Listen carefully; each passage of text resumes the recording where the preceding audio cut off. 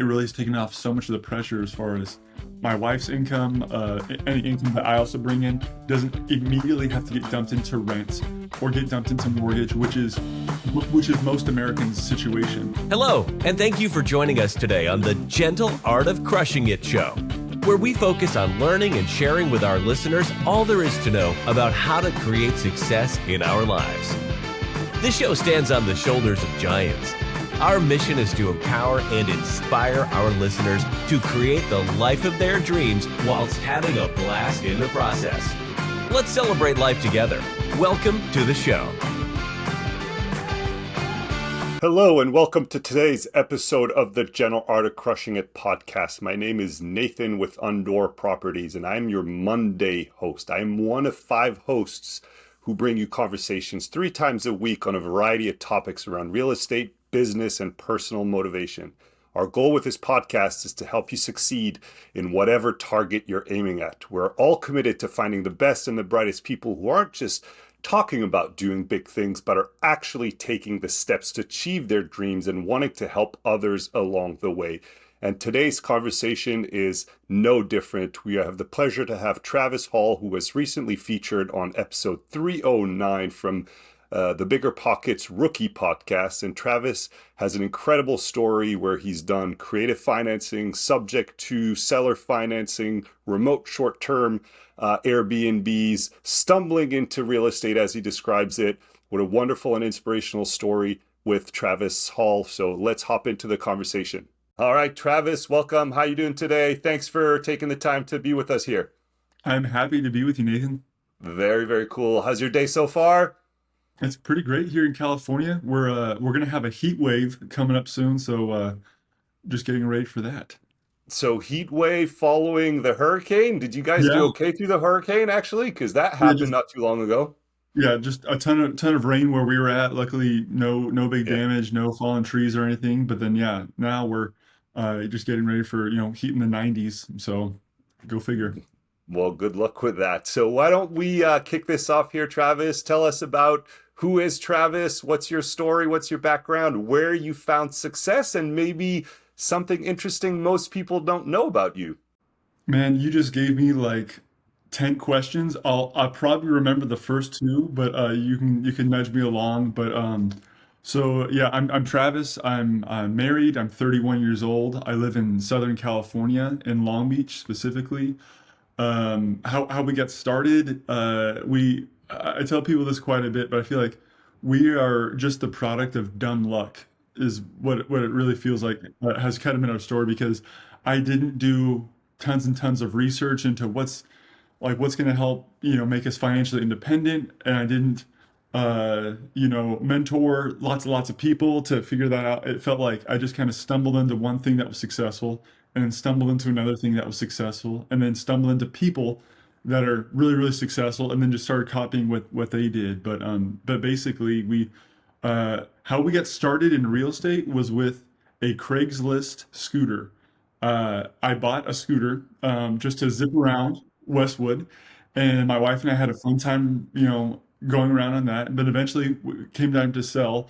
When I sold it, I ended up selling it to a very, very experienced real estate professional. And as I'm showing him the scooter, we're talking about housing prices. And at this time, we're just renting an apartment in Westwood, California. And I'm curious about the housing market. This is 2020, and so we don't know if the housing market's going to pop. We don't know if it's going to keep going higher. So I just asked him, because he mentioned real estate in there, and he said, if you're going to buy your primary residence, it's pretty much always a good time to buy, as long as you can make sure you afford the monthly payments. And further, if you can buy a multifamily, 2 units or more, that'll make it even safer down the road. And so okay, we'll think about that. And we just kept in touch with him. Before we jump into the show, we wanted to let you know that this episode is brought to you by EveryREITool.com. Every REI Tool is the most comprehensive online catalog of resources for real estate investors and professionals. Whether you are looking for the best deal analyzer, the most loved syndication platform, fix and flip rehab calculators, dialers, lead generation solutions, rent collectors, or the next real estate book to read, every REI Tool has it all. Quickly and easily find the best software, apps, services, books, podcasts, and courses to help accelerate and grow your real estate business by heading over to everyreitool.com. And don't forget to sign up to get exclusive product reviews, promos, and discount codes. everyreitool.com. Now, on to the show. Why is it safer for those who Yeah. don't know? Because I think I know where you're going, but why is it Sure, sure. safer? So yeah, I'm like, well, we were just, we were fine with a condo, or like even better, like having our own single family residence, having our own Yep. privacy. And so he was like, well, if you can get a multifamily, a 2 unit, a 3 unit, 4 unit, and use an FHA loan, you're not going to have to put 20% down on an investment property. Hmm. Whereas uh, any other time you purchase an investment property, you will have to put 20 or 30% down because the bank Yep. will know it's an investment. But for your first purchase, Travis, if you use an FHA loan, you can get it with as little as 3.5%, or maybe 5%, depending on credit Yeah. scores, things like that. And Yeah. so we're like, okay, so I guess we could have multiple units. And I wasn't totally illiterate with real estate. My parents had a rental property Yep. before, and I understood the concept. You own something and you rent it out.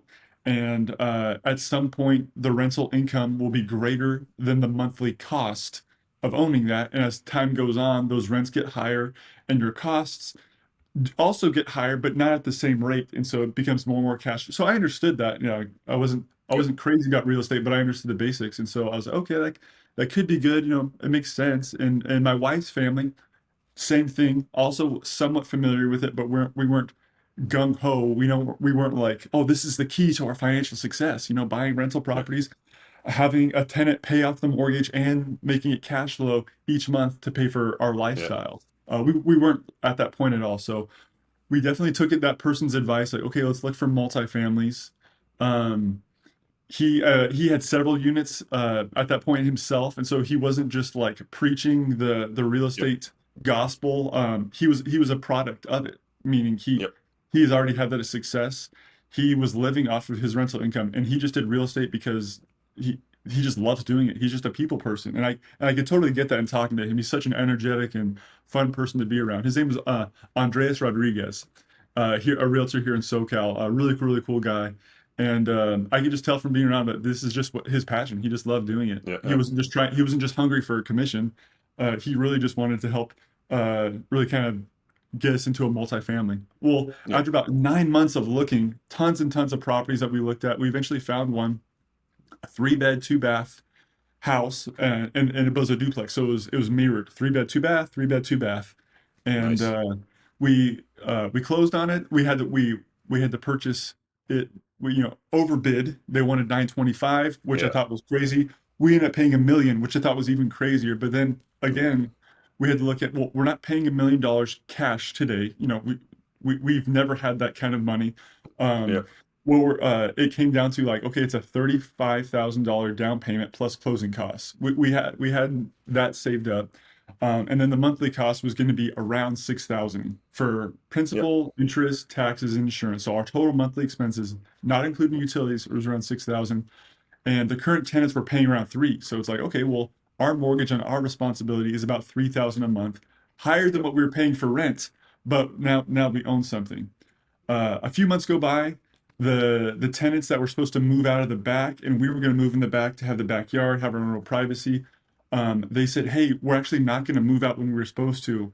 We're just going to keep pushing it back because our job isn't ready for us in Florida." Yeah. And at that point, I was already advertising the front unit to be rented out for a long-term tenant, because that's Yeah. what the plan was. And I had briefly thought about Airbnb, but I didn't know anyone who was doing it. I didn't know Mm. any like profitable, like the numbers behind it. I just thought, oh, Yeah. that could be something that's worthwhile. But I quickly forgot about that because I wasn't in a community of people that was like giving information and giving insight to that. And so I Yep. just kind of stuck with what everyone was talking about, long-term rentals, what my parents had done, what my in-laws had Yeah. done, what I was, we were long-term renters at the place we were at before. So I just was going to do that as well. But eventually, because we couldn't rent it out to this on our time frame, it got pushed back months, and we actually didn't know when they were going to end up leaving. So Okay. we just did more research, and we just discovered the Bigger Pockets podcast, starting getting tons of info on that, and then eventually heard some people talk about short-term rentals and how they're like getting double, triple, quadruple the cash flow. Oh, sorry, double, triple, quadruple the total rental income. But when you look at the Yep. cash flow, sometimes it's 10 or 15 or 20 times the cash flow. So mathematically, those things can still exist. One makes four Yeah. times the other, but at the same time, it can still be 20 times the cash flow because you have the same expenses, more or Yep. less. But that got me really, really curious, and eventually we just jumped into that. And the market research I did, Yeah. and I do that in quotes because I was shooting in the dark. I thought I was confident with the numbers. Like, oh, I looked up on Airbnb. Here's a Yeah. property that looks like mine. Oh, look, they're advertising it at $300 per night. And I'm thinking, oh, $300 per night for 30 nights. That's Yeah. $9,000. I'm gonna make $9,000.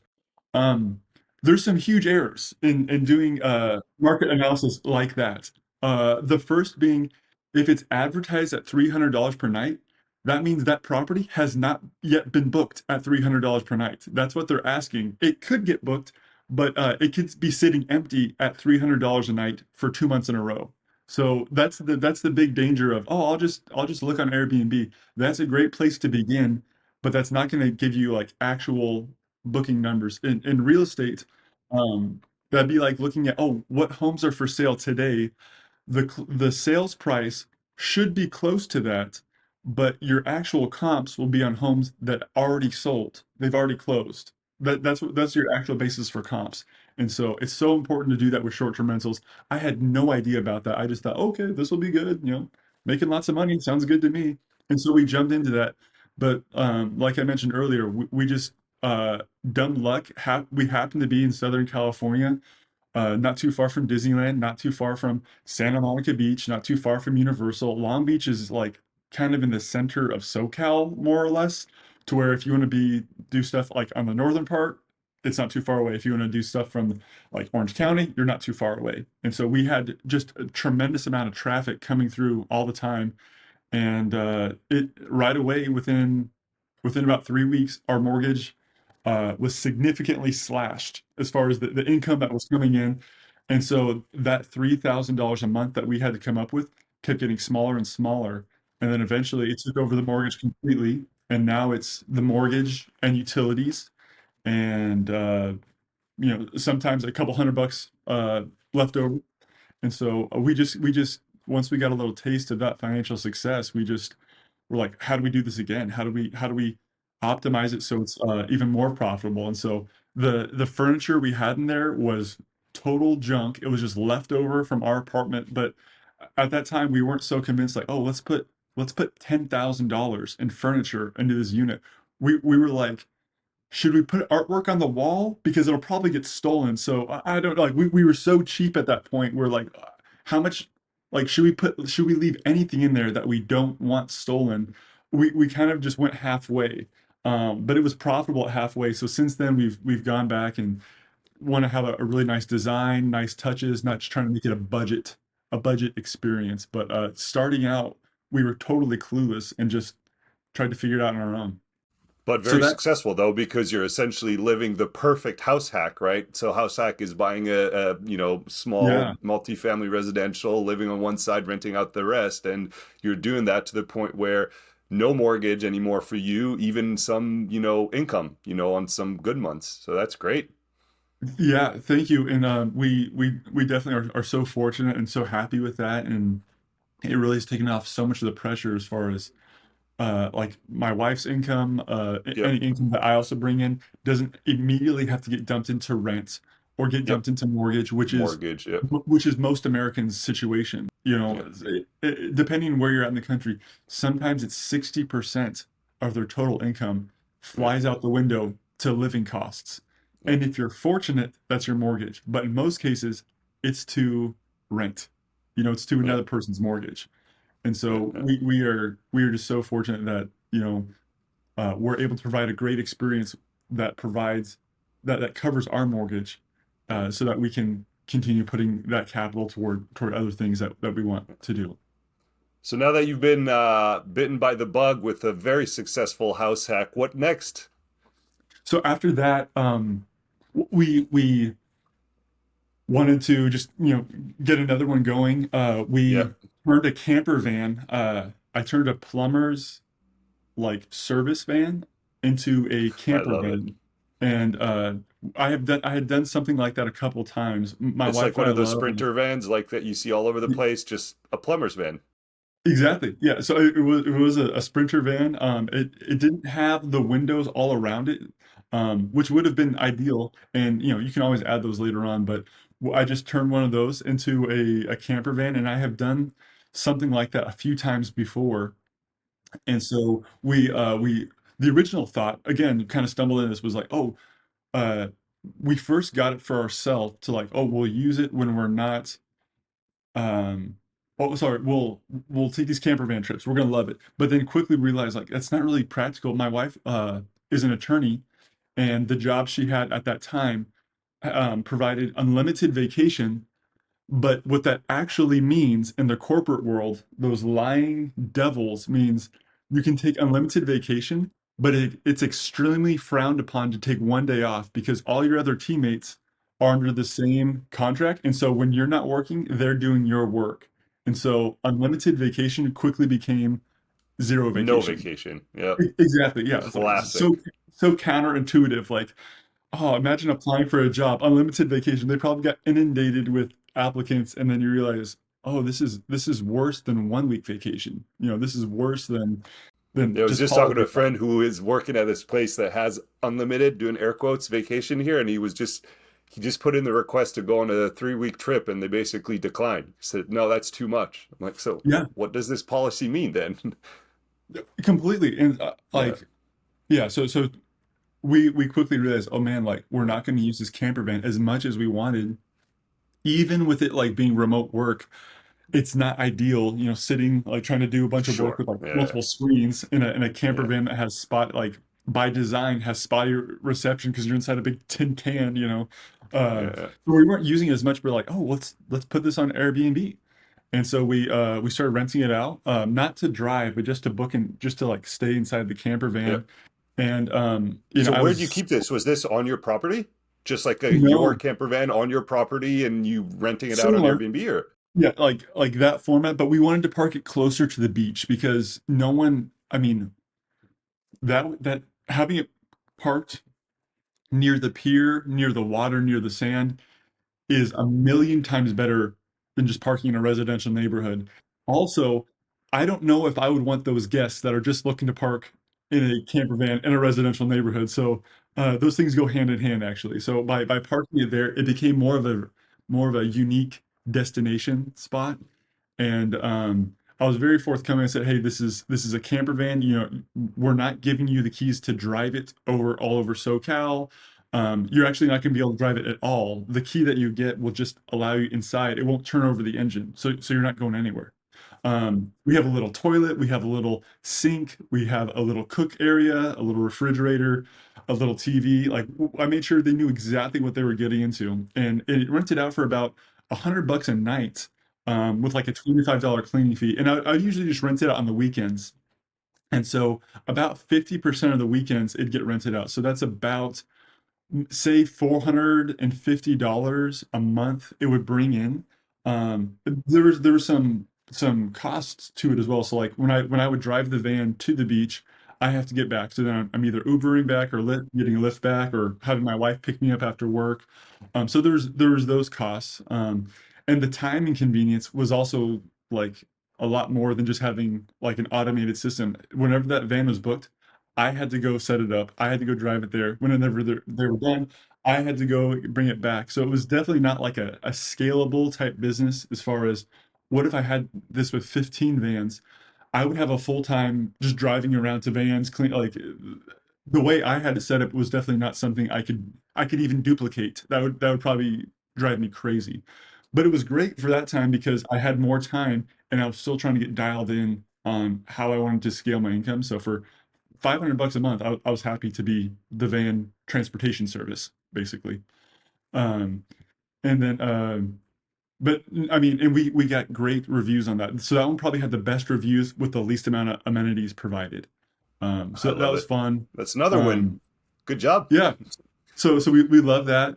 Um, After that, we set up an arbitrage where we rent a property from the owner, and I let them know from day one, or from our initial conversation, I would not, I'll be the tenant, but I'm not going to be living there. I want to provide a great vacation experience for families to stay here in SoCal while they, are having their trip. And so I'll be the best tenant they've ever had. I'll take care of any kind of small repairs that come up, any issues. I'll take care of all that. And when I'm done, the house will look exactly the same as the way you give it to me, or better. And so I set up one of those. That started cash flowing around 1,000 or so a month, on average. In the summer, I made more. In the winter, I made a little bit less, but I did that for about 12 months, and that was great cash flow as well, without getting any of the benefits of owning, but also I didn't have any of the costs of owning as far as taxes, appraisals, inspections, loan, like, points on my loan origination, all these things, down payments. How hard is it to find landlords and owners who are open to short-term arbitrage like you did? Was it hard to find somebody that you would just, straight up have the conversation and say, "Hey, listen, I'm going to rent this. I'll be the tenant on the lease, but I'm Yeah. not living. I'm going to be, Airbnb-ing this thing." I probably called 10 or 15 owners until I found one person that was willing to do it, and then I just went with it. The owner I spoke to, who was okay with it, had Airbnb experience, so it wasn't totally foreign to her. She was on board with it. She liked it, and I think for her, I was able to assure her that I was really going to be the the least maintenance tenant, on that property. It was a 3-unit property, and because and I was professional, when I met with her, I was dressed nice, and I had like a business plan printed out and in a little folder to show her that I'm not just like spitballing, like, oh, we're gonna make $10,000 a month. And actually, originally, my original plan, Nathan, was to say, hey, I'll manage this for you. Why don't you take one of these units that you're trying to make as long term? I'll manage it for you, and you'll make, these conservative numbers. And she was for that for a little while, and then she's like, actually, would you mind doing it on this unit, and you can just be the tenant. I'll let you be the tenant if you just agree to this rent.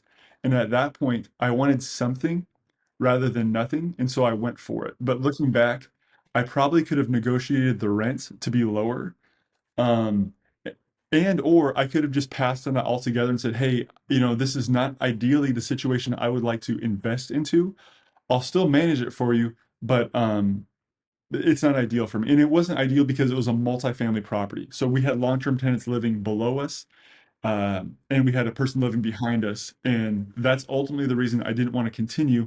They were not taking care of the property, and I was having guests having very poor experiences. Like, hey, we had a great time inside the house, but the neighbors around us are just leaving trash everywhere, and it smells like dog crap in the backyard because they're not picking after their dog.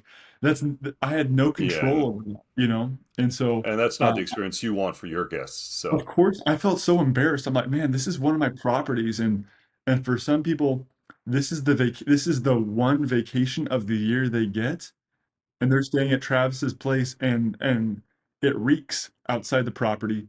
There's a lot of noise from them, and it's just not pleasant to be at. I remember being like at the driveway as this family from Utah was packing up, and like they're packing up the van, they're asking about, oh, California price. They were so polite, so nice, and we're just talking about California real estate and how it's like, crazy expensive here versus elsewhere. And then, like, out of the corner of my eye, I'm seeing a diaper on the ground. I'm seeing like kids' toys like outside the front house. I'm seeing a candy wrapper, a soda can, a glass bottle, like laying outside in front of this house right next to me, and I'm like trying to like scooch it off to the side, but it was just so embarrassing. I'm like, man, this is not the type of business I want to be doing, but that's what I was end up doing at that time. So I canceled that in May, and then in July the owner, or actually maybe that was like early May, and then by the end of June, that same property manager came to me and said, "Hey, I've had those tenants removed. They're off the property. Let's set up the bottom unit with the backyard. I'm gonna redo the backyard, and we'll put up a big fence so they can't see anything. And what if we make that an Airbnb? So now I manage that one. So I have no money in that deal, yet I manage it for her. So I feel like that was a win for me and a win for the owner as well.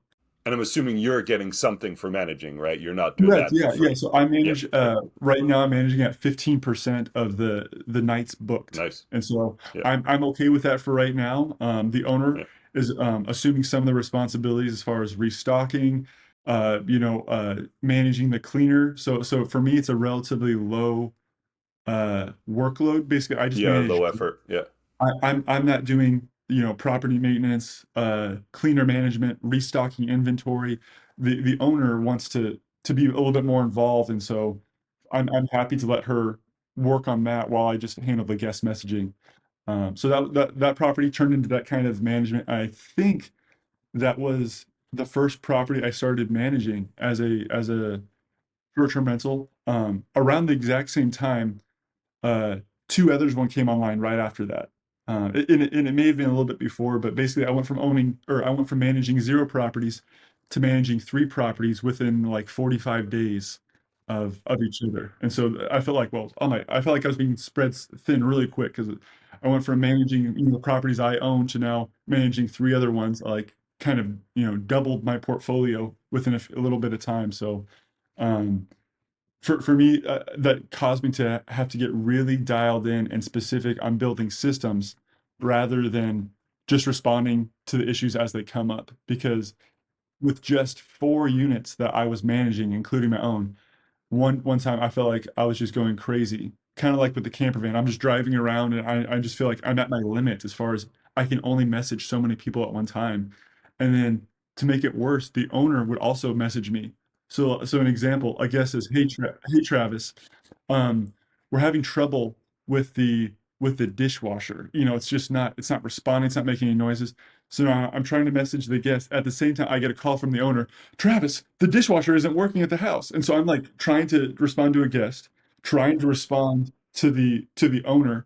And I'm not kidding you, that happened 3 times, um, one for each property. So I spoke to 3 owners and 3 guests at 3 different properties within a few days of each other. And I was like, what did I do wrong? Like this is probably not how other short-term rental people manage their properties. This is absolutely crazy. I'm having double the conversations I should, but it's because the owners wanted to out of a concern of like, oh, I want to make sure my property is being taken care of.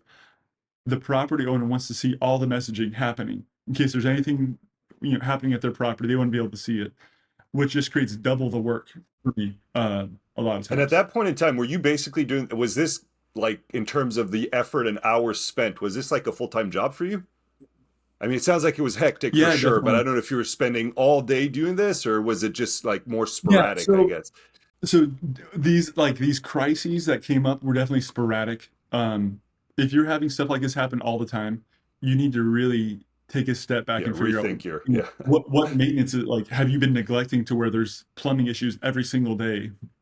That shouldn't be an everyday Yeah, experience. no. It just happened to be that these little crises came up on the same weekend where I'm like, man, this is my weekend and this is where my time or where my wife has her free time back.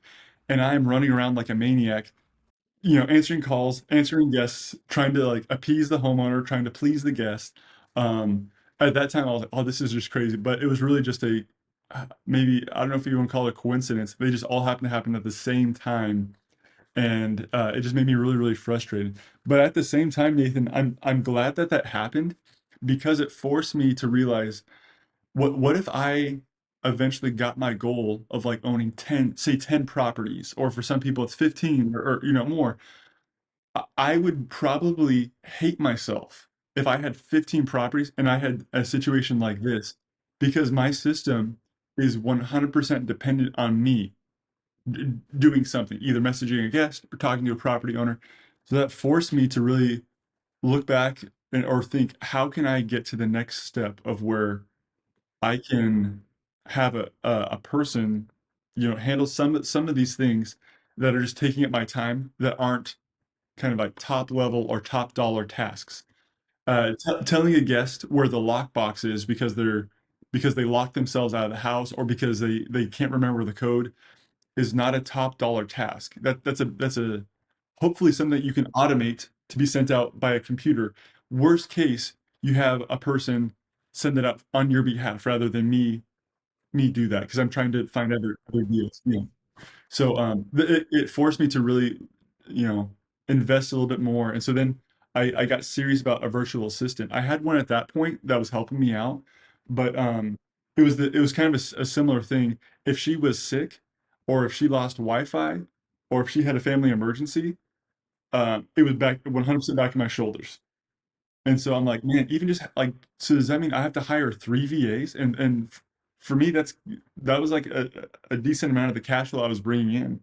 I'm like, it didn't make sense for me to have, 25% of my cash flow going overseas to have a person or persons respond to messages. Eventually, I was able to find a really cool setup of a person who already has a team established where they manage dozens and dozens of properties for a very, very low cost per property. And so I got that set up, and that's been like a miracle because I have so much of my time back rather than answering, questions that end up popping up every other stay or something like that. I have a whole Excel spreadsheet set up to where a person in Pakistan is now responding with my answers to these questions that pop up. And so it's not bulletproof in the sense of like everything is solved, but it shields probably 90% of these basic questions that just need a one-word answer or a simple explanation to where the messages that do get to me are more higher level, like, oh, okay, let me talk to the owner and see if we can get that, corrected in at the next stage or something like that. So even though it's not perfect, it's now saved me from a bunch of those questions that didn't necessarily need me to answer. And so all of these properties are local to where you're at, right? So those ones, the ones that were giving me those troubles were all local, which was a blessing and a curse because I felt like I needed to respond to them in person, or they were something that I could go to. So that's what my weekend turned into. That weekend was me doing there. I do have other properties. I have two properties in Memphis right now that I manage remotely, and I mean those are my first ones that I've ever those were a first on a few levels. That was my first time I bought a property as a partner. So we didn't own 100% of it. We don't control 100% of it. We bought it in a partnership. That property was also a subject to purchase, and so when we got it, we didn't have to bring uh, a gigantic loan to the table. We were able to take over his existing mortgage payments with his killer interest rate at 3.125%. Um, Congratulations. Those are gold right thank you. now. Yes, yeah, bro, those are super popular. I mean, I'm all about that. Yeah. We and then related to that deal, because he had a decent amount of equity in the property also, that equity has to be paid out somehow. And so we did seller finance in addition to that. So the equity he owned in the property, I think was around $100,000 or so, or maybe more, but he's financing that to us at 0% interest for 10 years. Or actually, I take that back. I think it's 8.5 years, but still 0% interest. I'll It's take that. I'll take that any any day. day. Yeah. How And do you so where how and where did you find this partner? Nathan, I wish I could tell you, bro, but it's a Travis top secret, no, I'm just kidding. We found that property. We even found Memphis because we were looking for cities that were short-term rental friendly from the get-go, in owner-friendly states. So California not being an owner-friendly state, um, so there's owner-friendly states. So Memphis was a city inside a state that was short-term rental friendly and owner-friendly by law by the state. Um, and it also wasn't we were not looking for vacation markets because the partner, Nick Hedberg, and I own this property. He was also looking for something that was going to be a little more stable. And so a vacation market like a ski resort will make buku bucks. It'll make the big money January, February, March, maybe April, maybe May, and then after that, it's going to be a precipitous drop in demand unless there happens to be some crazy summertime, fall, spring activity in that area. There's going to be a gigantic drop, and so that doesn't mean those aren't good places to invest, but for us, that just seemed a little bit more risky. And even like logistically, Nathan, like regarding short-term rentals, because your income is completely based on individual bookings rather than a long-term tenant saying, "Hey, I'm going to pay you $2,500 per month every month regardless if it's a great, ski season month or if it's a really hot and dry summer and no one wants to be here, your rent is agreed upon every single month, right? So that's always locked in. With short-term rentals, it's not like that. So if you're in a market that's a super seasonal, if you have an issue at your house, so at Nathan's cabin, that's right next to the ski lift, you have a pipe burst, okay? And it makes it so no one can be in that house for just 2 nights. So it's just 2 nights, but it happens to be Friday night and Saturday night on a great snow season. Those 2 nights may make up like 1 month of cash flow for the whole year because they were not booked up. So the amount of pressure, amount of importance goes up way more in a seasonal area versus having an error or having a mishap like that in a more adjusted market. It still is unfortunate, but it doesn't have the same financial consequences of, oh man, I had a holiday weekend blocked out because a pipe burst that may have not been your fault or because um, the you know the snow patrol not snow patrol was it the shoveling the snow or the roads were blocked. We had a great snow, but no one can make it up there, and now they get a refund. So there's just huge consequences. And for me being a relatively new investor, I wasn't so excited to throw big money because those homes are generally not cheap either. But that was just a bigger risk. So I still do like that, but for us, we were looking for one that was like a little more safer. Maybe it won't cash flow as much, but it's going to be safer. Also, if we need to turn into a long-term tenant, that'll be way easier than trying to make a long-term tenant up in a ski resort. That's probably not going to happen. So at that point in time, we found Memphis. We started looking at deals. Uh, Another dumb luck thing that happened, but I think actually we can talk kind of in a minute is about building relationships with people. So we started making offers on properties, and we found a really cool listing agent. His name's Taylor Lewis. He does lots of deals in Memphis, and he uh, was representing a seller on a big multifamily deal, 25 doors, so five unit buildings, or it might have been 4 5-unit buildings plus a duplex, something like that. So we were like, oh man, this is huge, and we were thinking of how can we purchase all these buildings at once. He was a listing agent on that, and so we started talking to him, and it worked out that like the seller had enough interest in the homes that the numbers for us would probably not work for them, and so our offer kind of got dismissed. But eventually that same listing agent said, "Hey, I have a property that I think you guys may like. Um, and we can do seller finance and owner finance, or sorry, seller finance and subject to, which is exactly what we wanted to do with those big multifamilies. But it was his personal home. He sold us his personal home with those terms. So totally like out of the blue. We weren't fishing for that, but he already had some experience working with us that he was okay cool with that. So we had lots of negotiation. It wasn't like, oh, shake hands, deal, done. We had to review the numbers. He included his furniture in that, and him and his wife did an incredible job in designing the home and furnishing the home.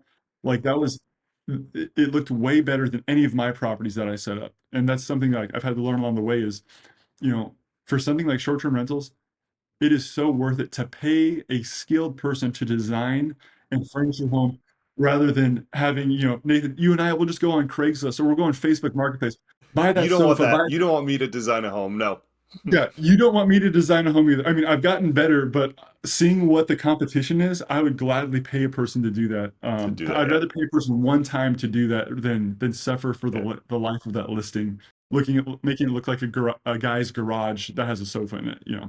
So they did a fantastic job. It looked beautiful, and that property has done so well for us. It has the highest reviews, and guests just love it. And we've had repeat bookings just within the few months that it's been live. And that was a large 5 bedroom house in Memphis. So that one came like literally out of the blue, but because we let an agent know the type of deals that we were looking for, and eventually, out of the side door, he said, "Hey, what about my home?" And then the follow-up deal, the second one in Memphis, it's from the same agent, and it was from his house next door. So the house that he moved into, um, the house next door went for sale, and he says, "Hey, I know the listing agent on this one. He'll also do seller finance." And then he just threw that deal at me. So like I spent 0 minutes and $0 hunting for my next deal. All about who A you know. trusted I love it. agent. Yeah. Yeah, and so I'm like, I wish Nathan, I could take the credit. Oh, Travis, he knows how to You find the did best all the off market work. You deals. worked for I hours and don't. hours and hours. I wish I could brag about that, but really, it's the people will give you so much more success if you can provide value to them. That like the deals will throw themselves at you if you're a person that people know. Oh, this type of buyer is looking for this, or and another way of saying it is, this is a type of problem I can solve. Oh, Travis is a person that can solve that type of problem. And so for me, that's why he brought it up to me. So that's how we got our second property in Memphis. Very cool, Travis. I want to start getting you out of here because I love these stories. But I'm curious. I want to ask you because you've done so many things from remote short-term rentals, managing short-term rentals. You've done house hacking. You've done creative, like financing with sub-to seller financing. You've done partnerships. It feels like you've checked every single real estate box there is. What's next for you? Um, I feel like the success that we've hit with that, it does sound like, oh, it's so kind of scattered, but for me, I probably want to continue doing the exact same thing that I've kind of discovered Hmm. or stumbled into. Partnerships make the work so much easier and make the velocity of deals you can do way faster than doing it on your own.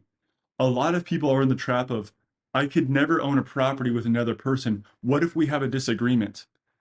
And so a lot of people have that fear, so they think, okay, I'll only look at properties or invest in properties where I can own 100% of the deal, so that there's never a chance of conflict, so there's never a chance of a problem.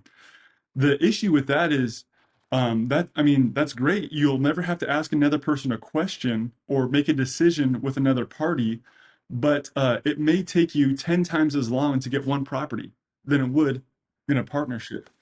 Because you save up, you buy a property, great. You now have to save up for your next property. Whereas in a partnership, you may not own the same amount of equity, but you also may not have to bring a penny to the deal. And a big thing that comes up all the time with people I talk about real estate is, Nathan, I wish I could buy real estate. I just don't have the money. I would buy real estate. I just don't have the money. And so that becomes the latent excuse of why people don't own real estate, is they think, I just don't have the money to do it. But if you restructure a partnership to where you can do one part of the deal, one part of the operation, and another person brings either the loan or the down payment, or the financing, maybe they purchase it completely, you now have ownership in a deal without a penny of your own money, or with less money out of pocket. And the rate at which that home or that property appreciates will probably be faster than the rate at which you can save up to buy your next property. And so for me, I would say partnerships. I will probably continue doing partnerships, and doing creative financing is a win-win for the seller and for the buyer in most cases. And those types of deals will preserve the cash flow. It'll preserve even the ways that we can, even our down payments on acquiring deals. So I think I'm going to really try to keep focusing on creative purchases and partnerships, all short-term rental focused. Very, very cool. Yeah, partnerships are golden. It's like, who you know, not what you know, right? It's so, so Yes, important. completely. How about like we typically like to ask our guests here, Travis, do you have a book recommendation for our audience here? Yeah, so this book is probably been quoted 1,000 times. Actually, I'll give you two. Okay, so Rich Dad Poor Dad, I'm sure has been talked on so many times. Yeah. super helpful. And if you don't, if like me, if you're like me, I am not a bookworm. I don't enjoy reading for hours and hours on end unless like the book pulls you through. There are a few books Yeah. that do that, but generally education reading for me is one form of torture. And so for me, I have a hard time doing that. I would rather watch a video. And so Rich Dad Poor Dad is great, but to be honest, I did not read the entire book. I just watched summaries of it. And that Yep. helped me get all the principles of that book in about 15 minutes. I got that really like changed the way I look at money, changed the way I look at debt, changed the way I look at assets. Um, I would 100% look like, you know, go down that path. If you're not Yep. much of a reader, take a look at a book summary. Another book that's really, really important, that's not necessarily real estate related, but I think will help anyone, trying to do any kind of endeavor would be, I think it's called Seven Habits of Highly Effective People. So it's not a real estate book, but it really can help you so Great much book. because it really helps break down characteristics that very, very successful people have that you Yeah. can put into practice instantly and kind Yeah. of learning a way to manage it. And I guess one principle from that book is basically you are the director. You are not a passive actor in a great play where the script has been written. That was something that took a long time to overcome, is realize you are living the result of the decisions that you've made in the script that you wrote from the past. So true. And Yeah. the sooner you can accept that, accept the responsibility and take responsibility in it, Hmm. the faster you can kind of write your future. And so I Yeah. think for me that was a major revelation or major step, is like, wow, Yeah. all of us have an active role to play. We should not be playing the blame game, or Yeah. Nathan did this to me. That's why I'm in this position I am today, because he did this to me. We really are writing our own script. You don't Yeah. have to take it I from couldn't another agree person. more. How about a piece of software or a tool, an app, something that you use on a regular basis that kind of helps you in your success? Um, a property management software is so helpful. So I use one called Hospitable. It's Yep. designed for short-term rentals. There's some really cool things you can set up in there for like auto reply. So one of the things I mentioned earlier, it uses software like detection. So an example, questions in Long Beach, parking is a nightmare at best. Yeah. If you don't have a garage dedicated to that, but a lot of times guests will ask, hey Travis, where can I park? Well, you can set up a auto response to where it detects the word parking and says, oh, hi, first name guest, please park on the streets, but make sure it's on this side for street sweeping. And so that takes zero additional dollars and zero additional Yeah. time, and doesn't take even another person, not even a virtual assistant. It sends it instantly, Yeah. 24/7. There are issues with that, like if someone says, oh, if I'm Is there a checking on a dog guest. park? Yeah, oh, yeah, exactly. Completely. Or like, Yeah. hey Travis, I'm having a great time. Parking. We were able to park our car. It'll say, "Hi guest, you can park your car at Yeah. the garage." Like, it has nothing to do with the context. So I've had to reply a few times. Sorry, that was an auto reply. There's a few other ones that I use Yeah. like that, but it's not totally foolproof. But that'll save you so much on regular questions I get asked. Guest check-in. I would 100% invest in that, even though it's like $20 a month. Um, you will thank yourself, even if you only have one property. Yeah, for sure. It'll give you back that time Yeah. so much. Awesome. All right, awesome, Travis. Last question for you here before I let you go. How can our audience reach out to you and help you? I'm on Instagram. That's where I spend most of my time. And it's Travis Hall Homes on Instagram. That's it. So yeah, please Awesome. send me a message. I'm not so big that I can't reply to messages. I love meeting new Yet. people and hearing people's stories. So I'd love to hear from anyone. Awesome. Well, Travis, thank you so much for your time and congrats again on all this success. Even though you described it as stumbling, into these things, I think you have a lot to do with it. Well, thank you so much for your time and we look forward to having you on again sometime soon. Thank you so much, Nathan. Glad to talk to you, man. Thanks for joining us and being part of our conversation with Travis Hall. We've gathered all the important links from today's show in the handy show notes below, so make sure you check them out. Now, if you found any value in our content, we'd love your help in spreading the word. Could you do us a favor and share it with someone else? Make sure you like, subscribe, comment on all our content, as we love to hear from our audience. And here's an interesting fact. Nearly 98% of our listeners haven't subscribed. So what are you waiting for? Hit that subscribe button and share the love, share the content, and we will catch you in the next one. Well, there you have it, ladies and gentlemen. Another episode of The Gentle Art of Crushing It. It was an amazing episode. We know we sure learned a lot, and we hope you did as well.